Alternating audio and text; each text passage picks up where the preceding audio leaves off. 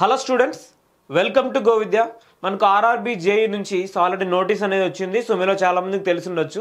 So ఈ రోజు ఈ నోటీస్ అనేది రిలీజ్ చేయడం జరిగింది. ఇక్కడ నెంబర్ ఆఫ్ వేకెన్సీస్ మనం చూసుకుంటే టోటల్గా 7,934 వేకెన్సీస్. ఓకే, ఆల్మోస్ట్ 8,000 వేకెన్సీస్తో మనకి నోటిఫికేషన్ అనేది ఇచ్చారు.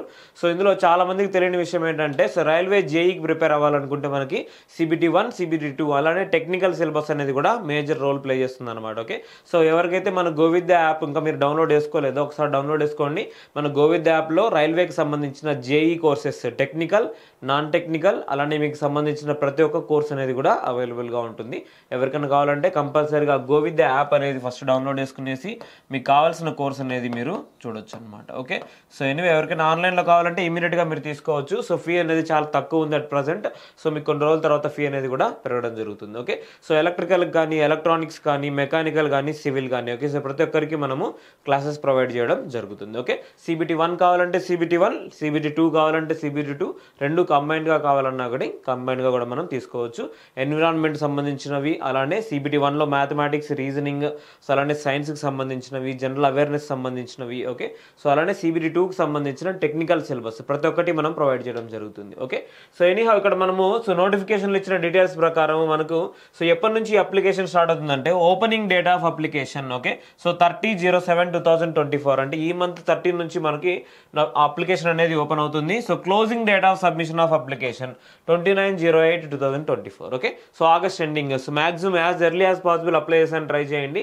సో ఇక్కడ మనకి ఏజ్ లిమిట్ గురించి కూడా చూడాలి. ఓకే, సో ఇక్కడ ఎంత మెన్షన్ చేశారంటే, కెమికల్ సూపర్వైజర్కైనా, రీసెర్చ్ అండ్ మెటలర్జికల్ సూపర్వైజర్కైనా ఓకే, సో ఎంత ఏజ్ లిమిట్ ప్రొవైడ్ చేశారంటే, so 18 to 36 years. Okay, so 18 to 36 years.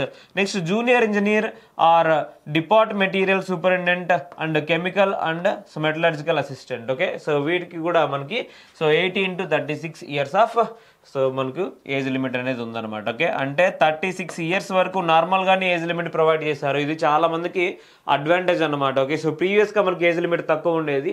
So ఈ నోటిఫికేషన్లో ఏజ్ లిమిట్ అనేది ఇంక్రీజ్ చేశారు. Plus this includes okay, so RRB wise, railway zone wise, PU wise. Okay, so detail distribution of vacancies given in annexure అని చెప్పేసి mention చేశారు. So as soon as possible దీనికి సంబంధించిన details కూడా, full details కూడా మనకు అందుబాటులోకి వస్తాయన్నమాట. ఓకే, సో అందరికీ కూడా ఓకే, సో 3 ఇయర్స్ అనేవి ఎక్స్టెండ్ చేశారు కోవిడ్ వల్ల.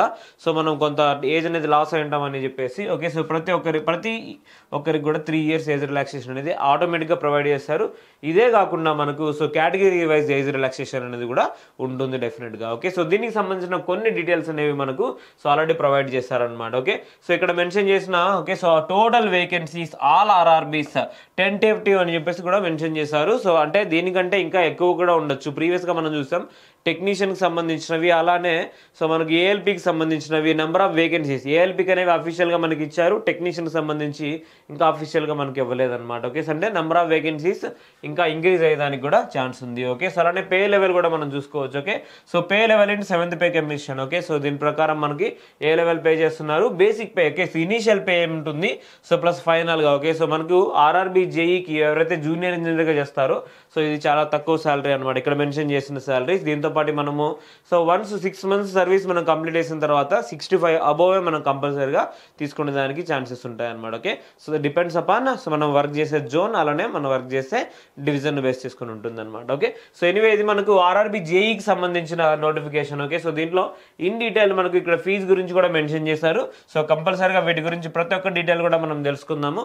సో కంప్లీట్ నోటిఫికేషన్ మనం ఇంకా వెబ్సైట్లో ఓకే, సో ఆర్ఆర్బీకి సంబంధించిన వెబ్సైట్లో ఇంకా అవైలబుల్గా లేదనమాట. Okay, so as early as possible detailed notification. అలానే ఎవరికైనా ప్రిపరేషన్ స్ట్రాటజీ కావాలనుకుంటే సో డెఫినెట్గా అడగండి. ఓకే, సో జేఈకి ప్రిపేర్ అవ్వడం అనేది సో ఫస్ట్ మనం టెక్నికల్ కంప్లీట్ చేయాలి, దాని తర్వాత నాన్ టెక్నికల్ కంప్లీట్ చేయాలి.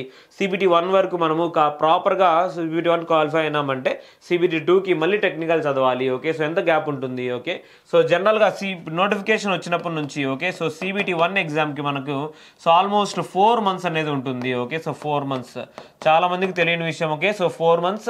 ఈ 4 monthsలో మీరు 1.5 month ఖచ్చితంగా టెక్నికల్ చదవాలి. ఓకే, సో టెక్నికల్ చదవాలి, అలానే నాన్ టెక్నికల్ కూడా చదవాల్సి ఉంటుంది. ఓకే. సో నాన్ టెక్నికల్ కూడా చదవాల్సి ఉంటుంది. సో నెక్స్ట్ CBT 1కి CBT 2కి ఓకే. సో ఎంత గ్యాప్ ఉంటుందంటే ఓన్లీ 2 months గ్యాప్ ఉంటుంది మధ్యలో. ఓకే. సో 2 months లేదా దీనికంటే తక్కువ ఉండేదానికి కూడా ఛాన్సెస్ ఉంటాయి. అంటే CBT 1 ఎగ్జామ్ జరిగిన తర్వాత ఇప్పుడు నోటిఫికేషన్ వచ్చింది కదా, అంటే ఆగస్ట్ ఎండింగ్కి నోటిఫికేషన్ కంప్లీట్ అవుతుంది. సో అంటే జూలైలో వచ్చిన notification August, September, October, November. Okay. So maximum so ఈ ఎగ్జామినేషన్ CBT 1 అనేది సో జనవరిలో ఉండేదానికి హై ఛాన్సెస్ ఉన్నాయి. సో అంటే ప్రజెంట్ ALP ఎగ్జామినేషన్ జరగాల్సి ఉంది, అది కొంచెం డిలే ఉంది. ఓకే. సో ఎవరైనా దానికి అప్లై చేస్తుంటే దానికి సంబంధించిన ఎగ్జామినేషన్ డీటెయిల్స్ అనేవి నేను 1 or 2 daysలోనే మీకు ఇన్ఫార్మ్ చేస్తాను డెఫినెట్గా. ఓకే. సో జనవరి 2025లో ఈ ఎగ్జామినేషన్ ఉండేదానికి ఛాన్సెస్ ఉన్నాయి. సో ఇది మనకి మార్చ్లో ఉంటుంది. ఓకే. సో ఇది only 2 stages of examination.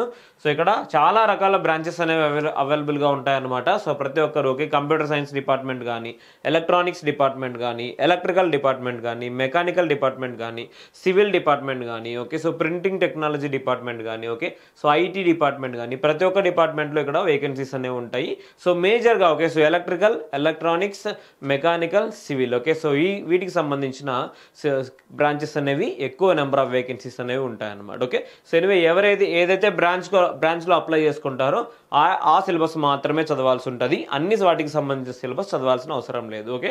So anyway దీనికి సంబంధించిన ఎటువంటి డౌట్స్ ఉన్నా కానీ డెఫినెట్గా కాంటాక్ట్ అవ్వండి. సో అలానే మీకు ప్రిపరేషన్ గురించి ఎటువంటి డౌట్స్ ఉన్నా కానీ మీరు నా నెంబర్ కూడా కాల్ చేయొచ్చు. Okay. So 8143841332. Okay.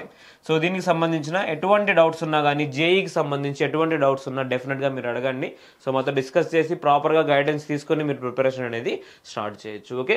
So anyhow so అందరూ కూడా గోవిద్య యాప్ అనేది డౌన్లోడ్ చేసుకోండి. ఓకే. సో గోవిద్య యాప్ అనేది డౌన్లోడ్ చేసుకుని సో మీకు కావాల్సిన కోర్స్ అనేది JEE కోర్స్ అనేది మీరు దీంట్లో చెక్ చేయొచ్చు. Okay. So anyway all the best. Thank you so much.